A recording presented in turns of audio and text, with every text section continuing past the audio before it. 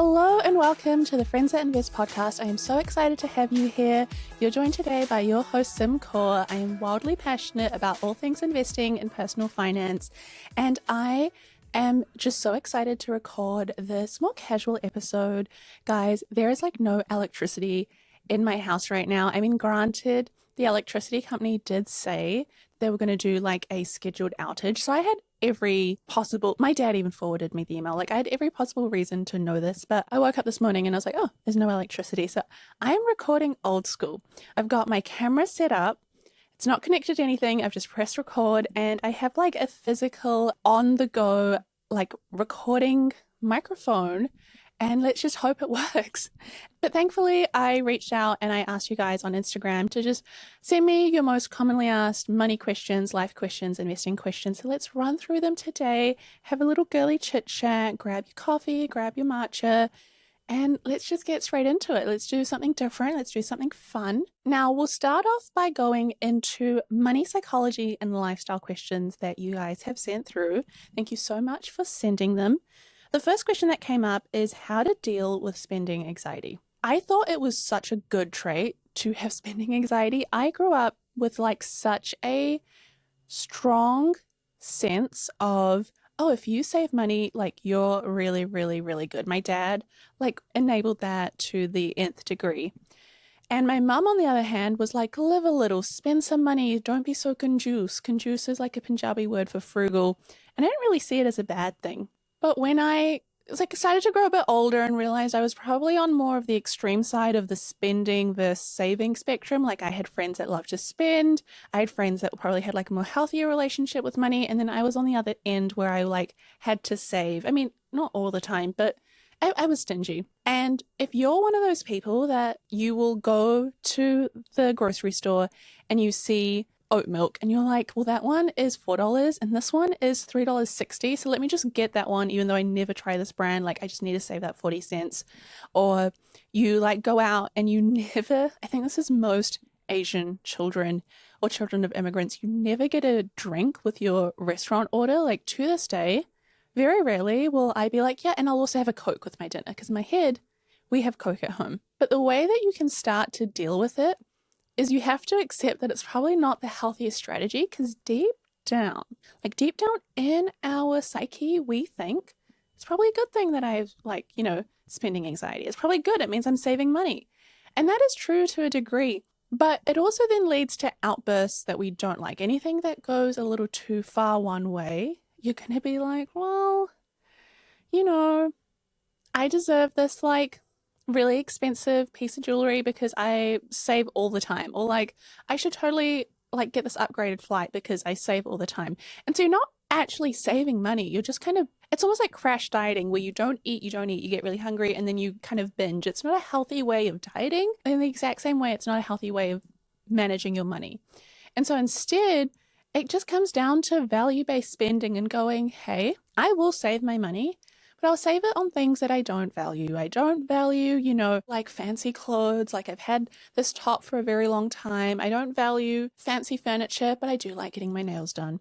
And I do like traveling. And so I'll spend a little bit on those things. But it's hard. It's so hard, especially when you're in this messy middle, to decide between, should I enjoy my life or should I save? And the saving is good. But remember, there should be some purpose to it. You don't want to save for the sake of saving. You don't want to be, the richest person on the top of the hill all by yourself because you didn't cultivate relationships and you didn't go and enjoy life and you didn't do things that make you happy. And so that's probably a good place to start to manage your spending anxiety. So that's a really good question to begin with. Now, the next question that came up in the same category is, how do you not get into lifestyle creep, especially related to a house? This is a good question because it depends on two things, I think. It depends on who you surround yourself with and how old you are. If you are a teenager or in your early 20s, lifestyle creep doesn't really bother you. And I was on such a high horse with lifestyle creep because I was I still live like a student. I don't go out and do things that cost a lot of money. But it was also because all my peers were 22, 23, and we didn't have money to spend. So it was so much easier to be well, if I say no to going out, like I'm not the only person. When you start to get older, I remember when I was younger, this like lifestyle brand of loungewear started coming out, and I was like, who is buying all these pajamas? Like, what kind of business model is this? I didn't understand it. And now the older I get, the more I can feel the difference of nice fabric on my skin. Like, what has happened to me? What has happened to me? I have gone too soft. I care about if the soap that I wash my hands with smells nice. Never used to think about this sort of stuff. And so I've noticed that lifestyle creep absolutely starts to happen as you get older because you start to like care more about comfort. You're not willing to take the subway or take the bus when you can take an Uber home out of safety. Like those were the things we used to do when we were younger. And then you start to get older and you're like, I can take the taxi home. This is worth it. And so in some ways, lifestyle creep is expected and understandable.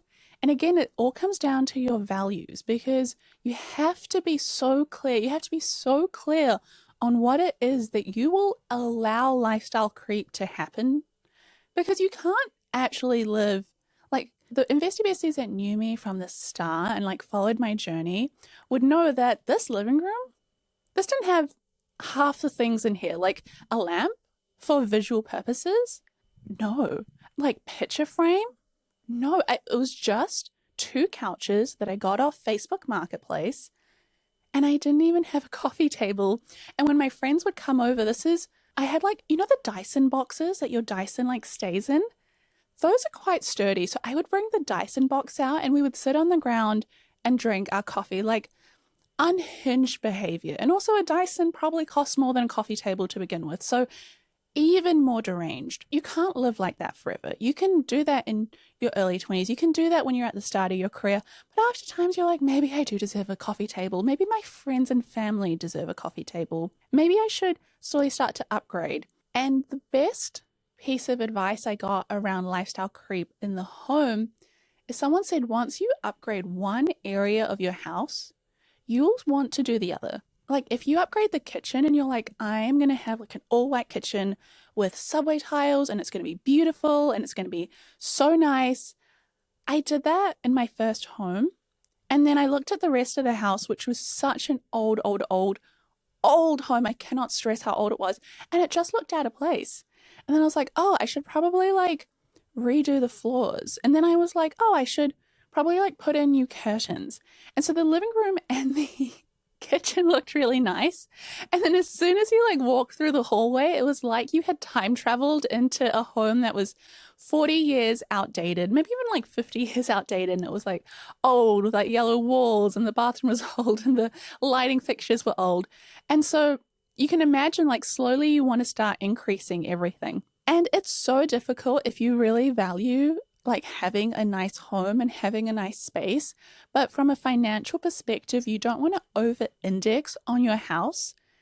What I mean by that is if you end up upgrading and creating lifestyle creep within your home, just know that if you were to ever sell that house, you don't want to be the family that like put in really over the top things like the most highest end, I don't know, fixtures and lighting. And like if you clap twice, the windows open. You don't really want to do that if the area that you live in doesn't need that. You don't want to be the most expensive house on the worst street. And so that is how I kind of manage my lifestyle creep in my home because I live in a pretty like okay-ish area. It's nice, but it's not fancy. And therefore, it kind of keeps me in check because, like, if I brought home a really fancy car, like a Porsche, it would look so out of place because the neighborhood I live in, everyone has like a Toyota, a Tesla, a Honda. Like, it's just a lot of Japanese cars, a lot of like practical vehicles. And therefore, also, if I was like, oh, I need a sauna, I need something like fancy outside, I would literally be the only house in this neighborhood with a sauna. And I feel like where you live affects your lifestyle creep significantly. I want to move on from this, but I love this topic so much. I was chatting with an Investy Bestie in the DMs the other day. I was like telling her, I was like, my mortgage is quite low because it was on my story. And she replied and she goes, wow, like my mortgage is like 4 times yours. And then she said the suburb that she lived in. And I was like, oh my God, I would love to live there. She lived in Westmere, which in New Zealand is like a beautiful waterfront dream suburb. And I said that I started looking in that area as well, but it was just so expensive. And then my costs would just skyrocket. And so I like went back to where I live. And turns out that she had grown up where I live, or at least around about. And she goes, honestly, Sim, don't move to Westmere. Like, don't move to this fancy suburb, because once you live there, the like pressure to keep up with everyone starts to impact your finances. Because imagine, you live in a normal home in a normal suburb, it would be weird to have a Porsche. So I'm not going to get the fancy car despite me harping about it for years. But if I move to a fancy suburb and everyone and their mum drives a fancy car, I'm going to start warping my perception of what's normal. Everyone's kids go to private school.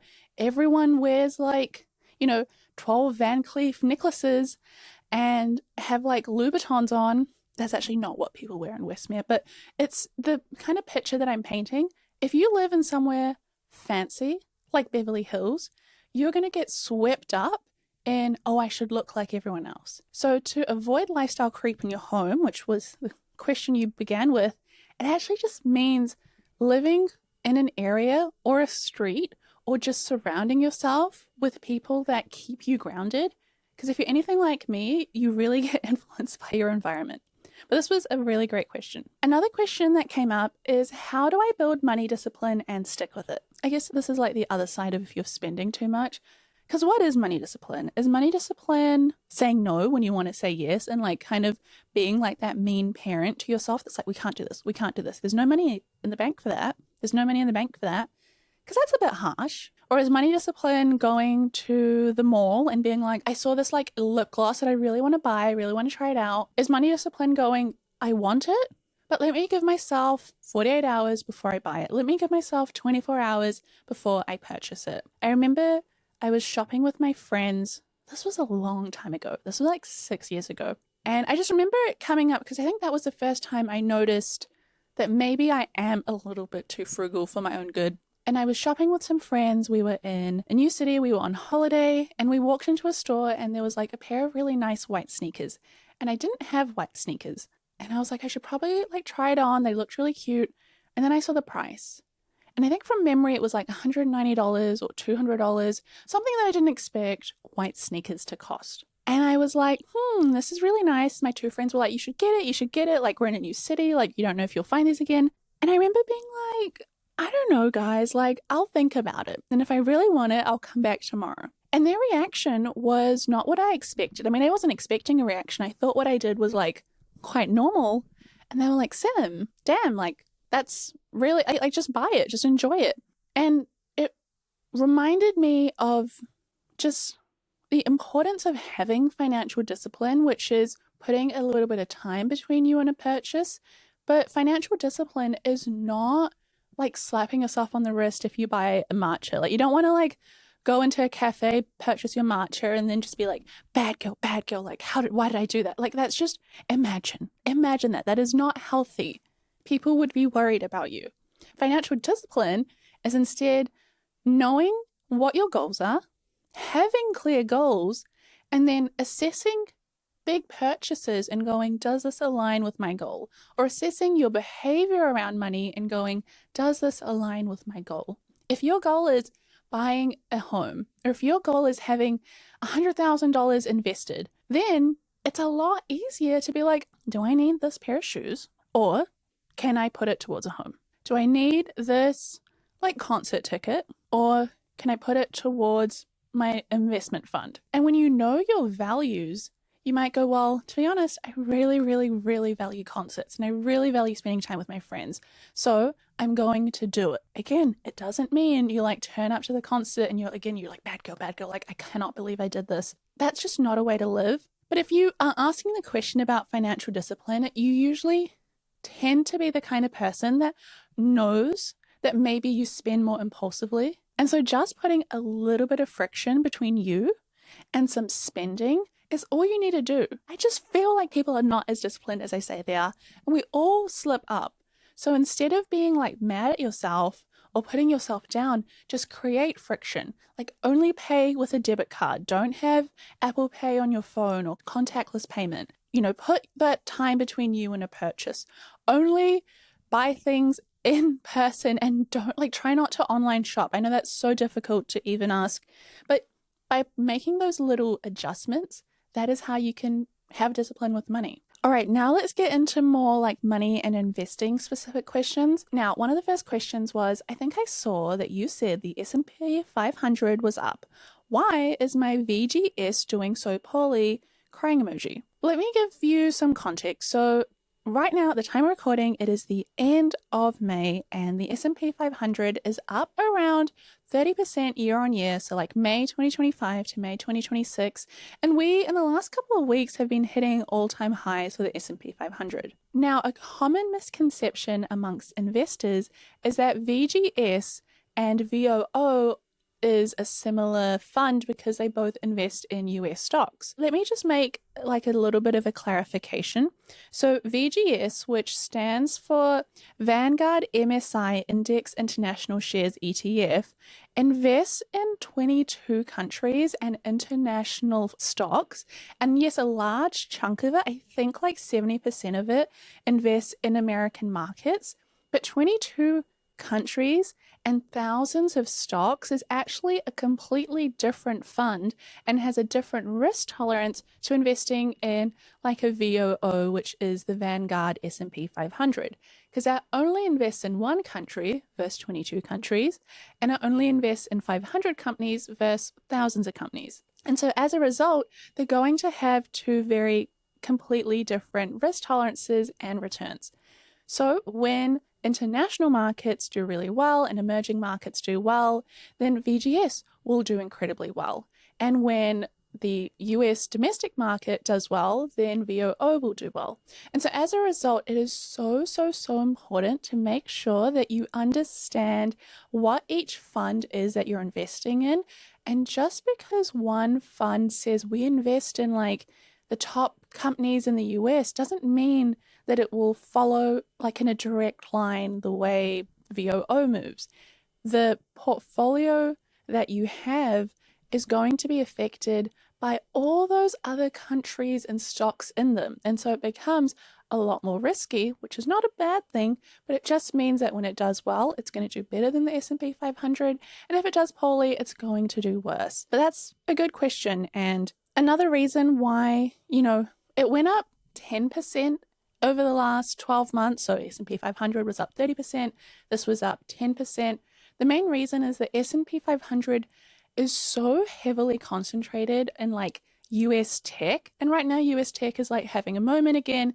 It's doing very well. And so that's why the prices are moving up. We talk about this idea of the Magnificent Seven, where the top 7 companies in the US share market, like Nvidia, Alphabet, Microsoft, Netflix is kind of up and down on that list. A few of those, Tesla, they all make a huge proportion of the movement, and as they move, the whole market moves with them. They're kind of like the popular kids at school, and so whatever they do, everyone else follows. They're like, okay, I guess this is where we're going. I guess we're wearing high-waisted jeans now. Oh no, never mind. It's becoming low-waisted. Not a fan of that trend, by the way. But that sort of explains your question there. Oh, I really like this question. Someone said, what do you think of the current market? Some say it's a rerun of 1999. What does that mean? Let's just take a step back. Disclaimer, I was not old enough to be I wasn't sitting there with a pacifier in my mouth watching this market. No, I was a little bit older. I didn't need a pacifier at that age. But the 1999 market was a time just before the dot-com bubble. And if you've listened to old episodes, you would know the dot-com bubble was a bubble that occurred in 2000, 2001. And essentially what happened is all tech stocks just started becoming way overvalued for what they were worth. It was like if you had a company called pets.com or books.com, you could raise a lot of money and you weren't even doing any revenue, and investors were throwing cash at it.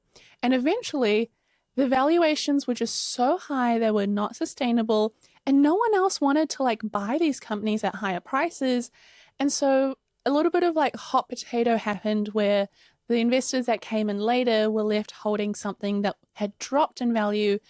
The bubble popped and the market had quite a huge dip. The idea that what's happening now could be another bubble is definitely a possibility. I've spoken about this in the past, but the issue with bubbles in the share market is no one can know if it is a bubble until after it has popped, which is annoying because I want to know. Like, I want to know, just like you, is this the highest it's going to be? Because do I need to pull some of my shares out, or do I need to do something differently?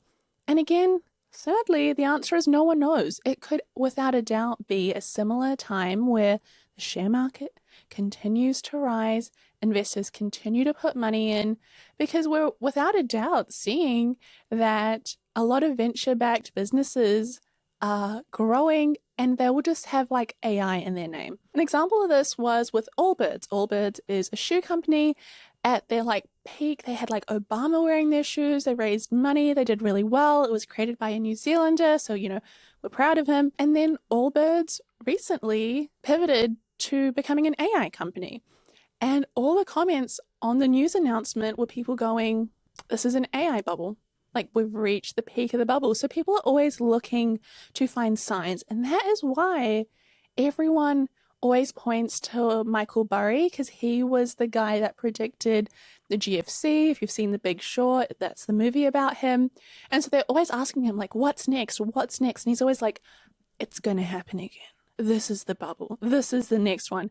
Thing is, he said that about like 100 times. And so a broken clock can be right twice. Sometimes the market does drop and he's like, "See, I told you so." But often he'll say there will be like a big correction and a big change in the past, and it hasn't transpired. If you're thinking, "Sim, I have some money in the share market and I am worried about what my investments will do," my tips for you are always the same. It's always make sure that you're investing in a broad market index fund. Make sure that you are not positioned in a way where a lot of your money is kept in just a couple of stocks or a couple of industries. I met this guy when I was at a conference in Canada, and he said that like 40% of his net worth was an Nvidia stock. And I just remember thinking, what an idiot. Because why would you do that? Like, that is not what you want to do. If you have all your money in one company or in one industry, like, what happened to the people that had all their money in airline companies and hotel companies and then COVID hit? They didn't see COVID coming. But the people that were invested in broad market index funds that had, yes, a little bit of exposure to airline companies, but also exposure to tech companies, also exposure to other industries that did well, they're the ones that can sleep easily at night. And it's always when you're trying to make like a quick buck or try to beat the market that you take on these risks and you overexpose into AI or tech or whatever seems like a really hot commodity at the time. You don't want to be that person. You want to be the long-term investor that has most of their money in index funds. And yeah, sure, a little bit of speculative investments for fun, but you cannot be putting money into the market if you're like, "I hope that this is my life savings and I hope that this does not go down in value, and also it is 40% of my net worth." Like, this is why people say women are better investors. I was gobsmacked. Oh, this is a really good question. "Hi Sim, I don't know how to organize long-term and short-term investments. For example, retiring, which would be her long-term investment, and a trip in 2 years. I am 24 years old." I get this question a lot, and the first thing that you have to think about, sort of like golden rule when you try to weigh up where should I put my money, is do I need this money within the next 3 years? And if the answer is yes, then that money should not go in the share market, which is controversial to some people.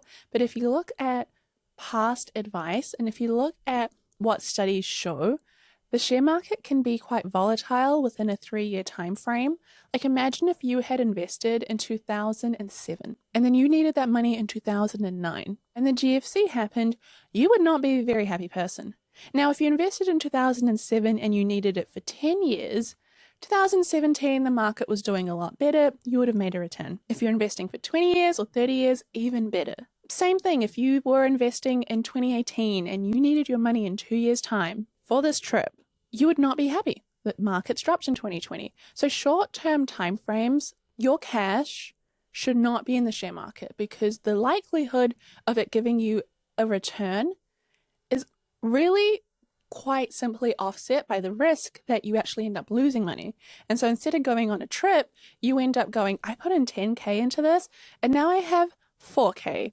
And I guess I'm staying at like the budget inn instead of like the hotel that I was hoping for. Or I guess we're like not flying anymore. We're just going to walk around our garden and call it a day. You don't want to be in that position. So we don't put money that we need within 3 years into the share market. So in your case, if you have like some cash that you want to put away for your 2-year goal, your short-term goal, I personally like keeping it in high yield savings accounts, just in a different bank account that has like a really good high yield savings rate. So whatever is above inflation, like if inflation is 3% right now, I want something that's like a 4% or a 5% rate. Very hard to find right now. Back in like a couple of years ago, you could easily get like a 4.2% rate and it was such a luxury, but putting it in a term deposit or a high yield savings account is probably the best place to put that kind of money. Yes, you might miss out on gains if you're like, oh my God, Sim, I could have like been up 10% if I had invested. You could have, but you could have also been down 10%. And so it's not worth the risk. And therefore, it kind of makes it simpler for your long-term goals because anything that you need in 5 years, in 10 years, or in 20 years gets put into that other investment account, into your brokerage account. So when I look at my money, I've got my online savings accounts for my short-term goals. Like when I was getting married, I was putting money aside for the wedding. And so that was not an investment account because imagine if someone's like, hey, so it's time to pay for the cake. And I'm like, hey, can I have 1 tier instead of 3 because I do not have the money anymore? I don't want to be in that position. And so that was kind of how I did it. Short-term savings, online accounts. Long-term investments, the share market. But I hope that answers your question. I hope you find that helpful. Oh, this is a good one. Someone said, hi, Sim, I'm curious about your investing order of operations. Which accounts do you fund first and why? I guess this kind of leads into like what I was speaking on, my investing order of operations. I get paid a weekly salary. And so even though I am a business owner and I do a lot of different things, like I've got the Friends That Invest book, I've got the ads from the podcast, we do our masterclass a couple of times a year. I do like corporate workshops where I go into companies and like speak about money. And then I used to do like advisory work and this and that. Rather than taking that all as a salary, I have a company structure and the company has its own costs because we have full-time employees and tax. And so after all that, for my brain and my sake, I like to know that I have the exact same amount coming in every single week. And so that money comes from the business account into my personal account, just the same amount every single week as the salary. And that salary has like at the start been like 50,000 to 80,000 to 120,000 to 200,000 plus, like it has increased over the last 6 years. And so when that money comes in, I then have a bank account that is just for my spending that goes to the side. I have a bank account just for bills that goes to the side. I now have a husband, so I have a joint bank account for our spending of the house and like a travel fund that we like put money into for holidays. And I also have a investment account. So I put my money into the investment account. That then every week gets transferred into my investment portfolio. And I actually just have on auto invest the same funds that I like to buy. And that is it. It is that simple. The only complexity I have now is more around like putting those accounts in not just my name, but like setting up the right structures for them so that they are safe and that, you know, I am protecting myself. But besides that, that's not something you have to do until you either like get married or have children or have like a business, because business comes with like legality. And so there's all those things that you take into account, but it's actually very simple. But when I was starting out and I just had like $5,000, $7,000, $10,000 invested, it was the same setup. Income comes in from my optometrist salary, And then the income left and went into my brokerage account. And then I had auto invest set up. And so I'm not picking and choosing companies. I'm just buying the same thing over and over again, year after year. And yes, sometimes there'll be something that catches my eye and I'll put a bit of money into, but those are more my speculative investments as opposed to my core portfolio, as you call them. So now let's go into some fire questions because I love fire. I love talking about it. I'm so lucky and glad that I'm in the position where I can say, like, I have reached financial independence, retire early. If you've not caught up, I spoke about it in the last episode, but essentially I have reached a position where my investment returns, the amount of money I can draw down consistently on a year by year basis, outweighs my spending.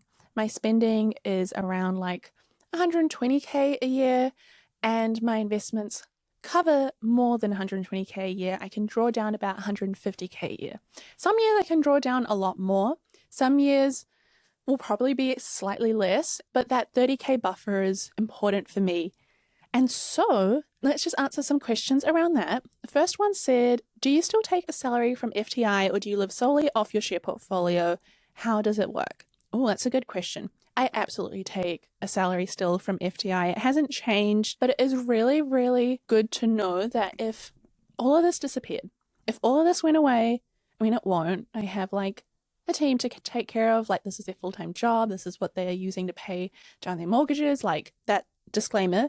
But if this all suddenly broke down, if Instagram disappeared and podcasting disappeared and we lost our email list and I lost my voice and I couldn't speak anymore, if anything happened, touch wood, I would be able to still live the exact same quality of life and standard of life because my investments allow me to draw down. And so I'm not drawing down the full 150K just yet.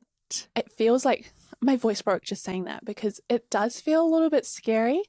And even though in my head, mathematically, I know I can, I'm just not ready to just draw that down. But I do have some life changes coming up shortly that I will speak on when they start to happen.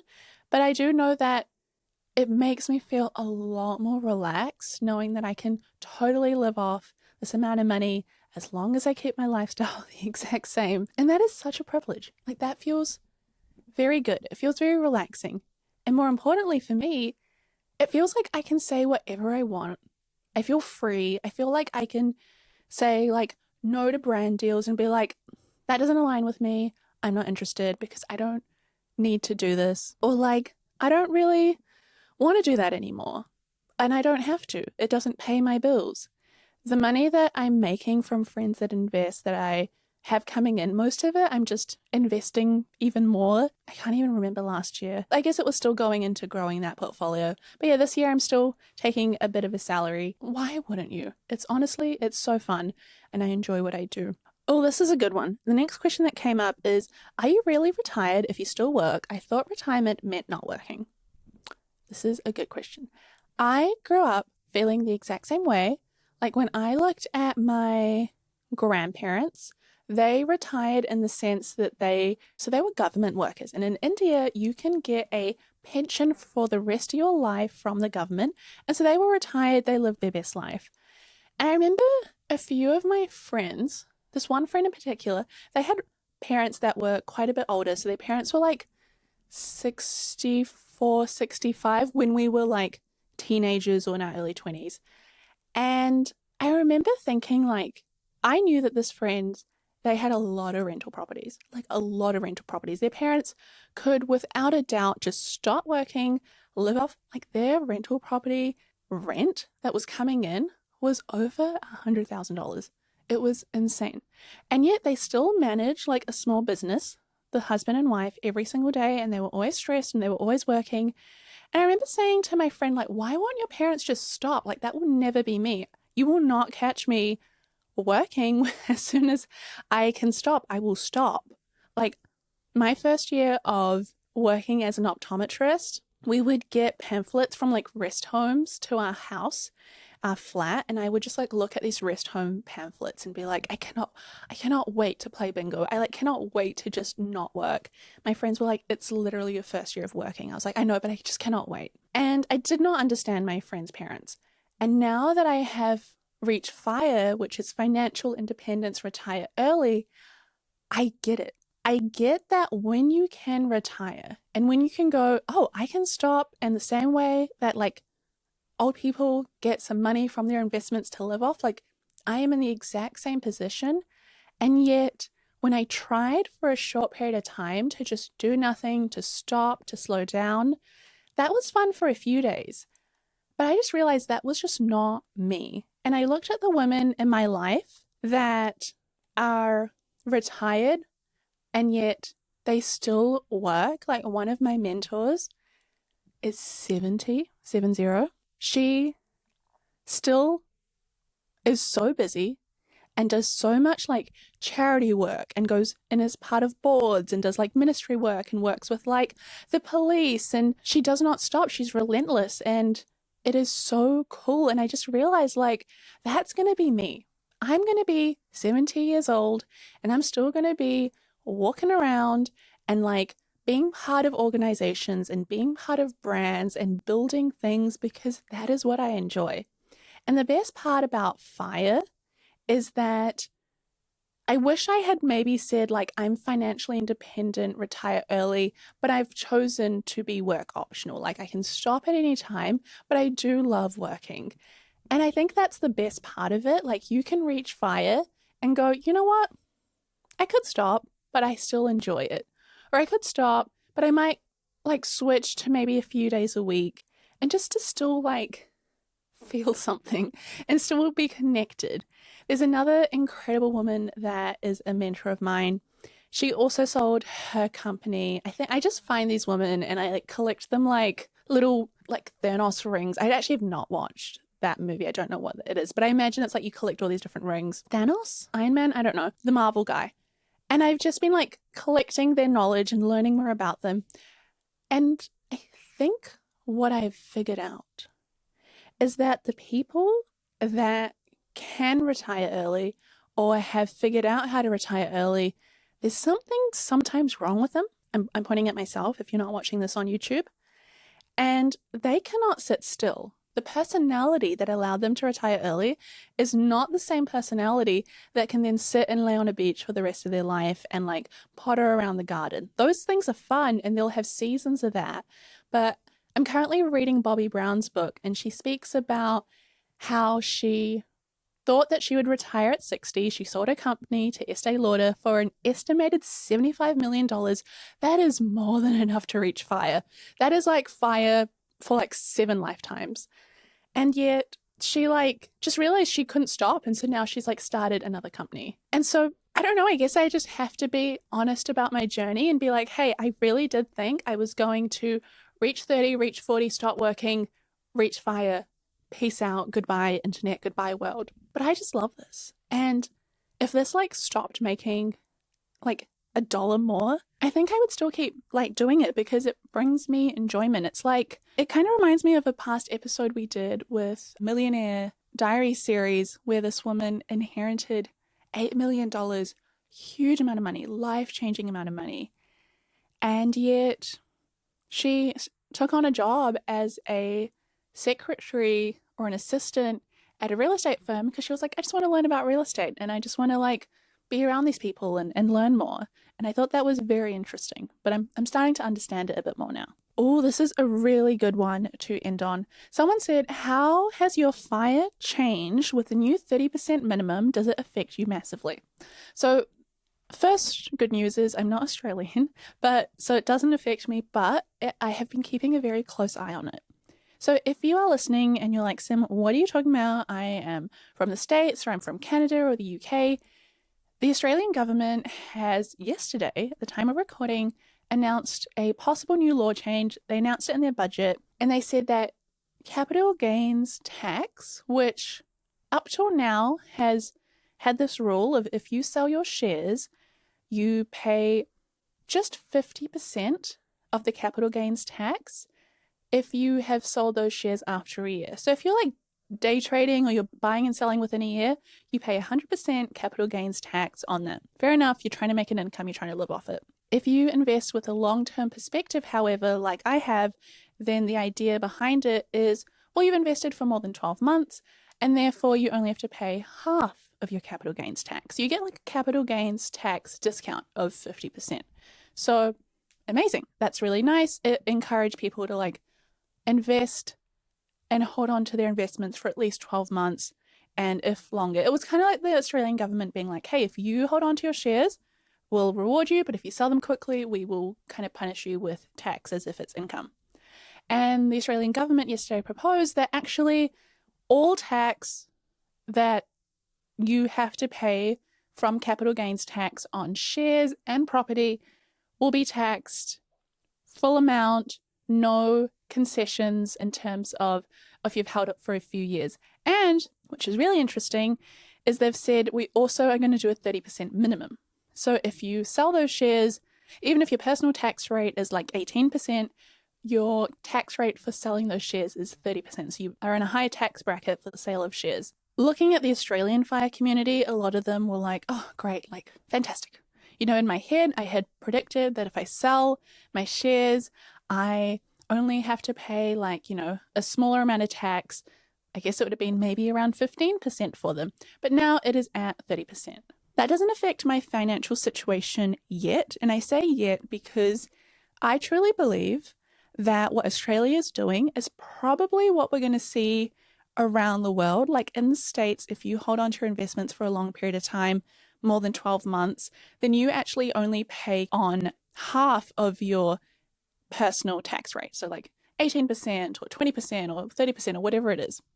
However, if it's the other way, you pay the full amount. Very simple.